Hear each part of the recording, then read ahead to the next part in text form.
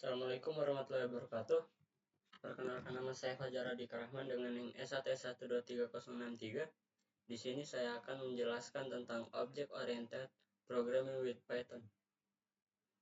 Nah, untuk topik yang diliputi itu pertama ada Introduction to OOP Motivation, kedua ada Class and Object, ketiga ada Operator Overloading, keempat ada Iterator for Class, kelima ada Inheritance, keenam ada Abstract Class, tujuh ada namespace, dan terakhir ada shallow versus deep copy. Oke, tanpa berlama-lama kita masuk ke topik pertama. Pertama-tama kita introduksi dulu. Apa itu pemrograman berorientasi objek atau OOP? Ini adalah pendekatan untuk memodelkan benda-benda di dunia nyata, misalnya mobil, rumah, dan hubungan antara benda-benda, misalnya siswa dan guru, perusahaan, dan karyawan. Dengan kata lain, OOP memodelkan entitas dunia nyata sebagai objek perangkat lunak dan mengatur hubungan di antara mereka. Kedua, mengapa OOP diperlukan? OOP bertujuan untuk memberikan kualitas berikut pada program perangkat lunak. Yang pertama ada ketahanan terhadap kegagalan. Yang kedua ada kemampuan beradaptasi. Kode besar dapat dengan mudah disesuaikan untuk mengakomodasi perubahan baru. Yang terakhir dapat digunakan kembali. Basis kode yang sama dapat digunakan kembali di beberapa aplikasi dengan sedikit usaha. Bagaimana OOP mencapai tujuan ini? Pertama ada enkapsulasi. Dengan mengikat data dan metode bersama-sama dan membatasi aksesnya dari luar. Yang kedua ada modularity, artinya berbagai komponen perangkat lunak dibagi menjadi berbagai unit fungsional atau pewarisan. Terus yang terakhir ada abstraction, artinya itu menyediakan antarmuka yang sederhana dan intuitif sambil menyembunyikan detail implementasi, membuatnya lebih mudah bagi orang lain untuk memahami dan menggunakan kode kelas abstrak.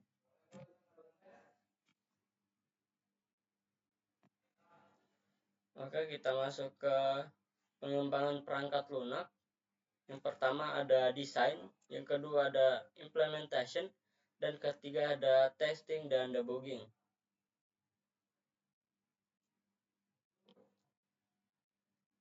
Di testing dan debugging terbagi menjadi tiga, ada top down starting, bottom up unit testing, dan debugger breakpoint sprint statement.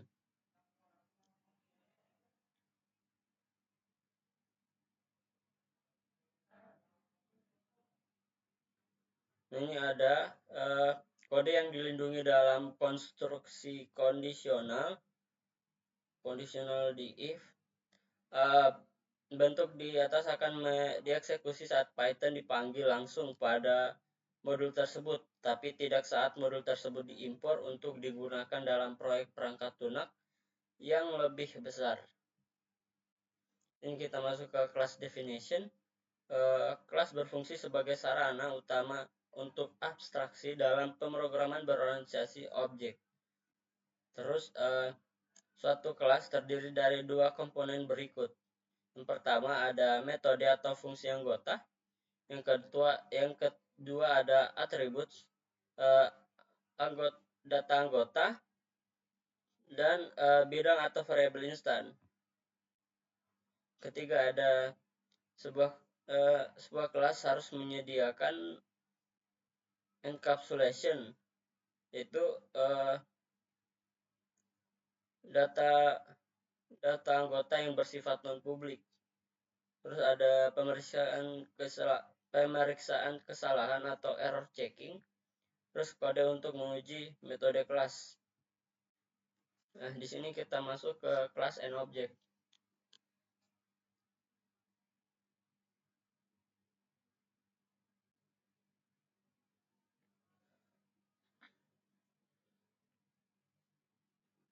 Kelas itu adalah blueprint untuk menciptakan objek. Seperti bisa dilihat di sini ada kelas person. Objeknya adalah person. Ia mengikat data dan metode bersama-sama.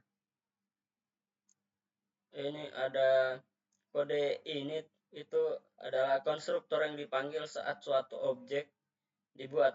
Bisa dilihat di sini ada init.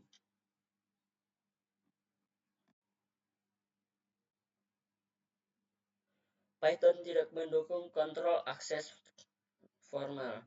Terus di sini ada ini menegakkan perlindungan data hanya berdasarkan konversi. Yang pertama, nama anggota yang dilindungi dimulai dengan garis bawah tunggal.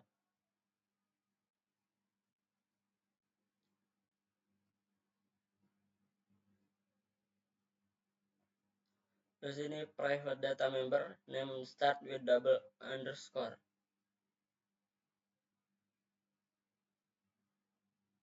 Private data nama anggota data pribadi mulai dengan garis bawah ganda.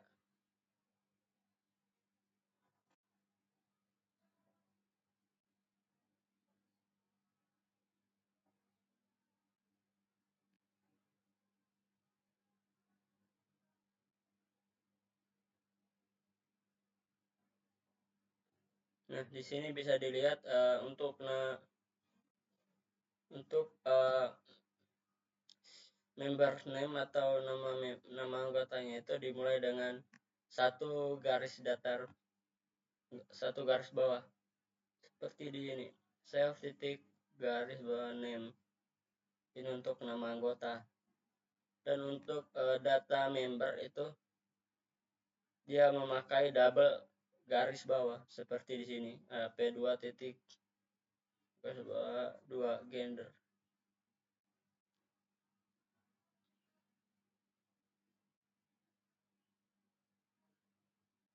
Sekarang kita masuk ke kelebihan operator.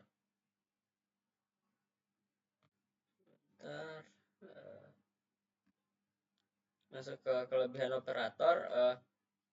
Operator overloading mendefinisikan ulang perilaku operator dan fungsi standar untuk berbagai objek yang ditentukan pengguna. Contohnya itu operator standar menyediakan fungsionalitas yang berbeda untuk operan yang berbeda. Ini A sama dengan student 1 dan B itu student 2. Tim sama dengan data A tambah data B.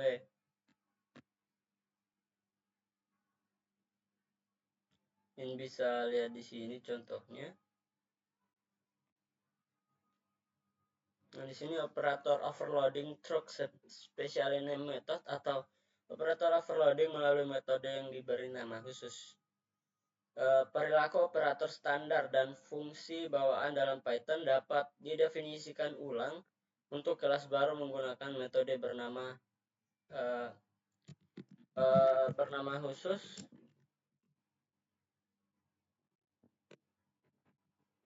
Contoh operator kelebihan beban dengan menerapkan metode bernama add.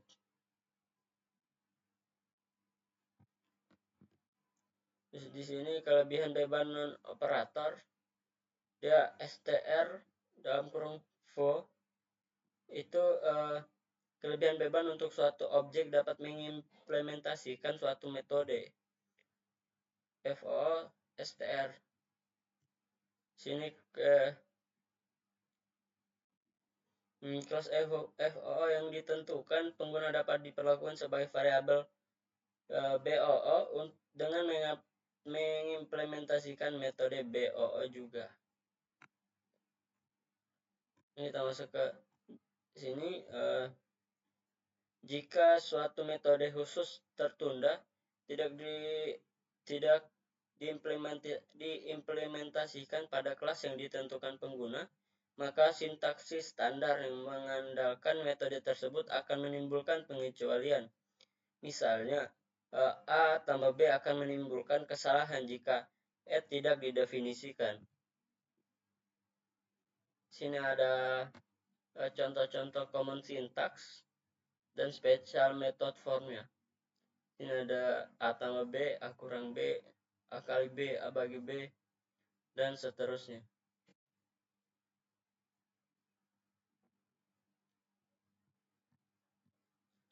Sini kita masuk ke contoh operator overloading untuk kelas vektor. Sini metode tersirat ada beberapa operator yang memiliki definisi default yang disediakan oleh Python tanpa adanya metode khusus. Dan ada beberapa operasi yang definisinya berasal dari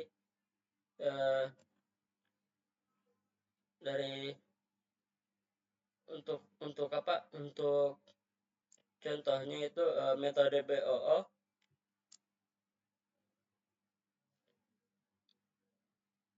yang mendukung sintaks jika FOO memiliki semantik default sehingga setiap objek selain non dievaluasi sebagai true.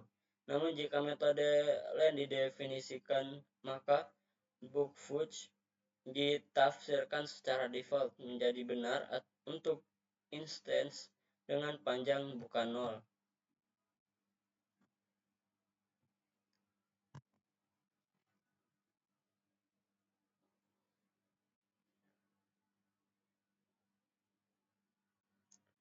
Terus kita masuk ke iterator untuk kelas. Sebuah iterator untuk suatu koleksi menyediakan satu perilaku kunci. Iterator mendukung metode khusus bernama next yang mengembalikan elemen berikutnya dari koleksi jika ada atau memunculkan pengecualian stop iteration untuk menunjukkan bahwa tidak ada elemen selanjutnya. Ada dua cara untuk mengimplementasikan iterator. Yang pertama itu menggunakan sintaks generator, next, dan iter. Yang kedua ada dengan mendefinisikan metode len, in, dan getItem metode untuk kelas yang ditentukan pengguna.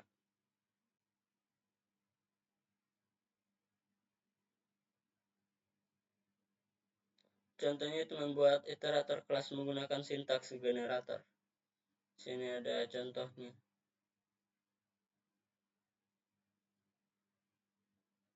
Untuk def next ini dia ada di sini, dan next dan iter.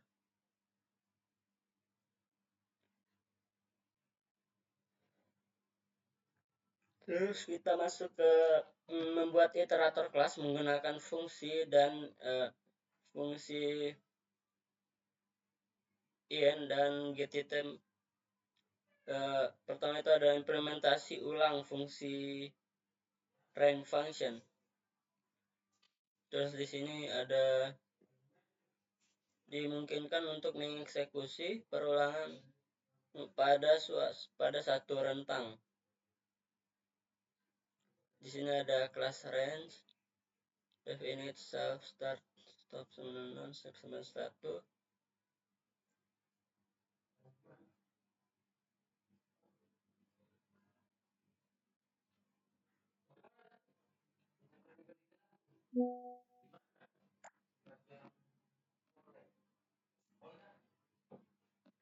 Di sini kita masuk ke inheritance atau pewarisan. Cara alami untuk mengatur berbagai komponen struktural suatu paket perangkat lunak adalah secara hierarkis. Sini fungsi abstrak yang serupa dikelompokkan bersama berdasarkan tingkatan. Ketiga, abstraksi berubah dari yang spesifik ke yang lebih umum, sering seorang menelusuri hierarki. Yang keempat, pewarisan memungkinkan inheritance memungkinkan kelas baru yang disebut subkelas atau kelas anak. Untuk didefinisikan berdasarkan kelas yang ada, kelas dasar, kelas induk, atau superkelas sebagai titik awal. Subkelas dapat mengkhususkan perilaku yang ada dengan menyediakan implementasi baru yang menggantikan metode yang ada. Di sini subkelas juga dapat memperluas superkelasnya dengan menyediakan metode baru.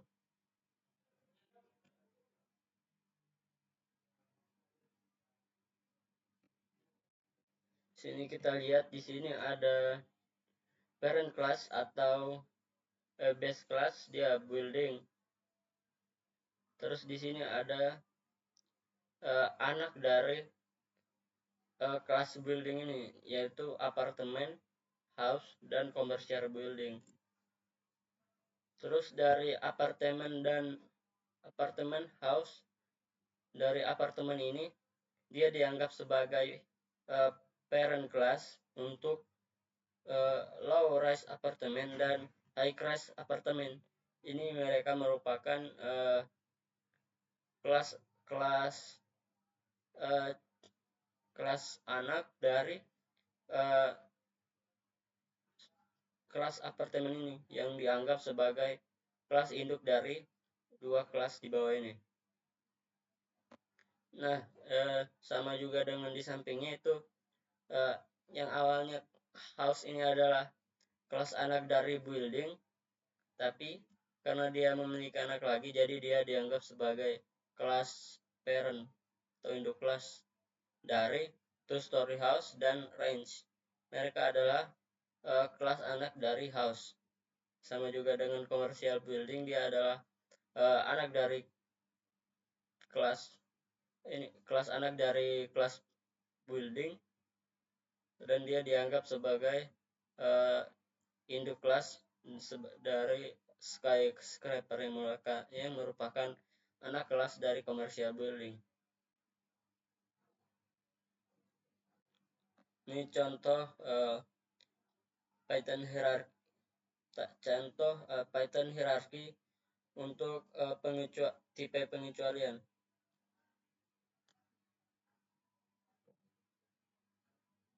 Sini ada exception. Nah, exception is system exit, keyboard interrupt, value error, lookup error, arithmetic error, zero division error, key error, dan index error. Ini adalah bagian dari hierarki jenis pengecualian Python. Terus kita masuk ke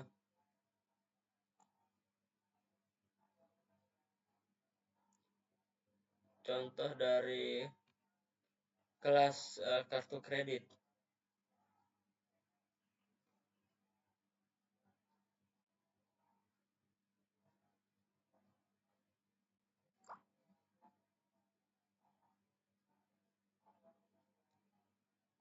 Ini memiliki fungsi sebagai berikut. Yang pertama itu buat akun baru untuk pelanggan, yaitu ada buat akun baru.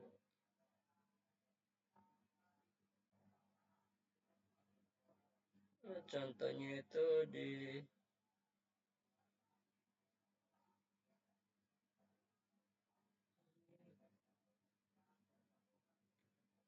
tapi itu yang kedua itu memungkinkan untuk mengambil data terkait pelanggan. Terus yang ketiga ada biaya yang dapat dibebankan ke kartu. Terus pengguna dapat melakukan pembayaran untuk menjaga saldo kartu. Terus biaya tidak dapat melebihi batas kartu. Oke, yang selanjutnya kita ada contoh kelas yang diwarisi. predatory credit card.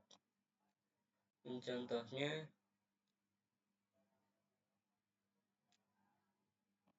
untuk kelas credit cardnya itu memiliki fields itu customer, bank, akun, balance, dan limit.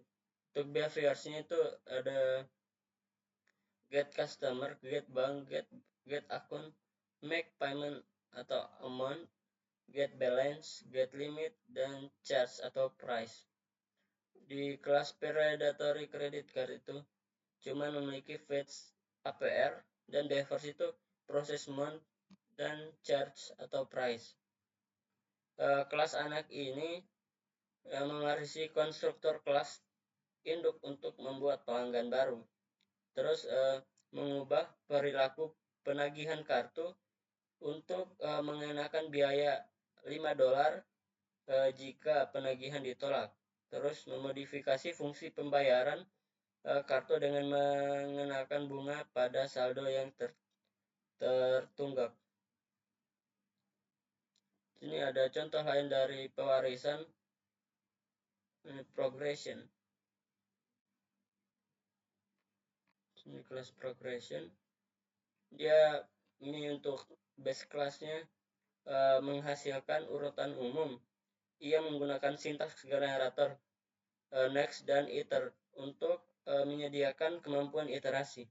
Terus di sini buat 3 kelas anak baru untuk memperluas kemampuan kelas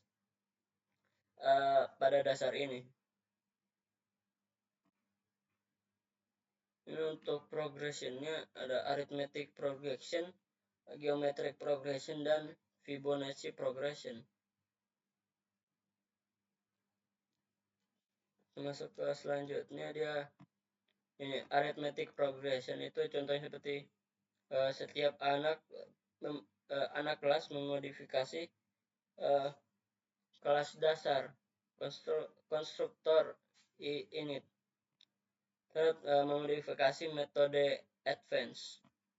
Ini untuk contoh arithmetic progression. Terus ini geometric progression, dan ini Fibonacci progression.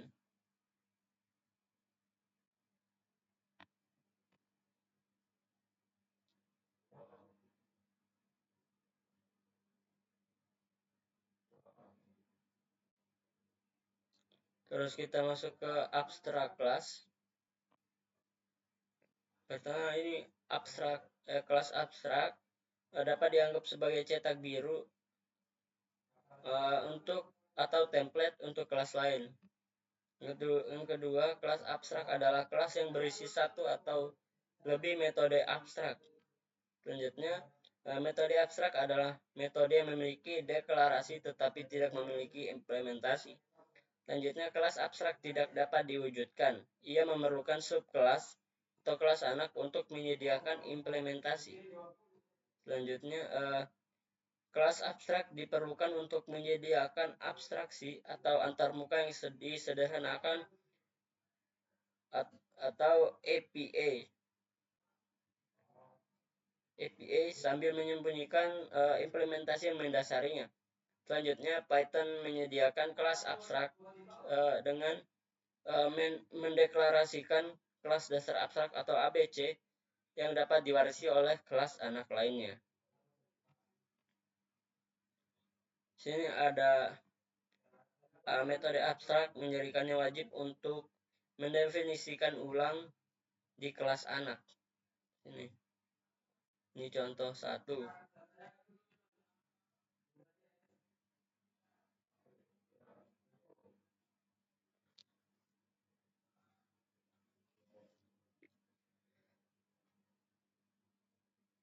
Nah, di sini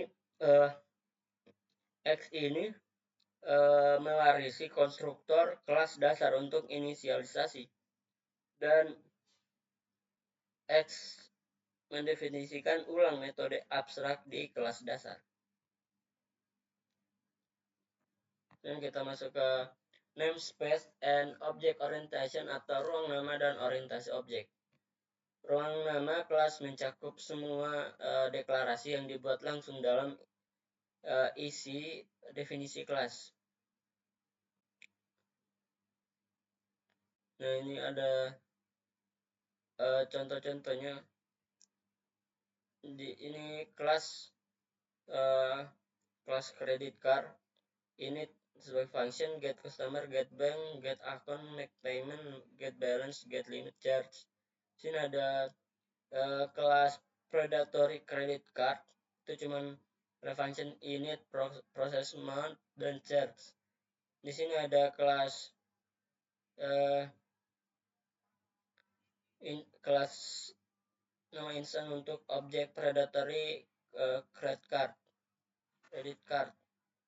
Sini ada customer, dia langsung John Bauman, Bank California Savings, account 53913759387505309. Ini balance-nya segini, limitnya 2500 dan APR-nya 0,0825. Ini kita masuk ke shallow and deep coping atau penyalinan dangkal dan dalam. Metode berbeda untuk menyalin data. Pertama, aliases, terus shallow copy, dan deep copy. Di sini ada list dari color yang berbeda paletnya. Memang berbeda nilai warnanya. Terus di sini jika palet diubah, warna hangat juga akan berubah. Keduanya berbagi lokasi memori yang sama.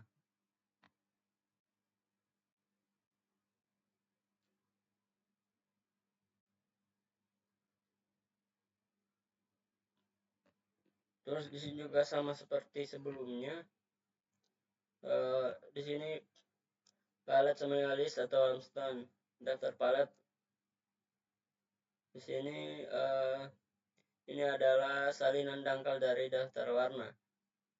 Ini kita dapat menambahkan dan menghapus elemen dari palet tanpa memengaruhi nada hangat, memilih warm tones-nya. Namun kita tidak dapat mengedit contoh warna dari daftar palet. Ini akan memengaruhi warna dari warm tone-nya.